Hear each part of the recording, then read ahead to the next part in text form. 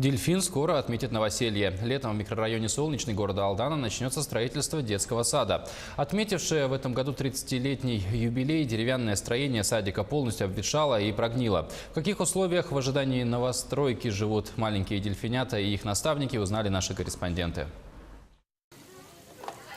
В старшей группе детского сада «Дельфин» полным ходом идет строительство. Мальчишки и девчонки с энтузиазмом возводят новый садик. Детская забава полнится по-взрослому серьезным смыслом. «Дельфину» необходимо новое здание. Отметившее 30-летний юбилей сборно-щитовое строение давно исчерпало свой ресурс. Стены расходятся, образуя большие щели. Полы местами прогнили, крыша протекает. Часть помещения для работы с детьми непригодна. И некоторые кабинеты и группы пришлось закрыть. Конструкции здания имеют очень серьезные повреждения. Наблюдается оседание и деформация, перекос, искривление наружных и внутренних стен. Появляются трещины. Согласно справке о техническом состоянии объекта, общий износ здания составляет 85%.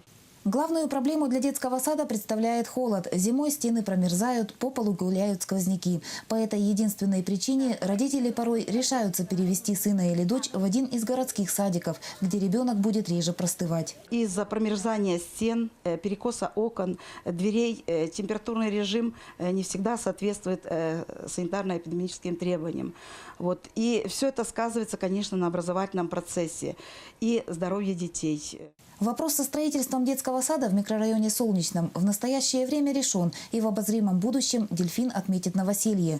Новый садик расположится на месте прежней школы. Согласно проекту, каменное здание будет двухэтажным, с просторными группами и множеством кабинетов. Уже прошла государственную экспертизу проектно-сметная документация по строительству детского сада «Дельфин» в поселке Солнечный.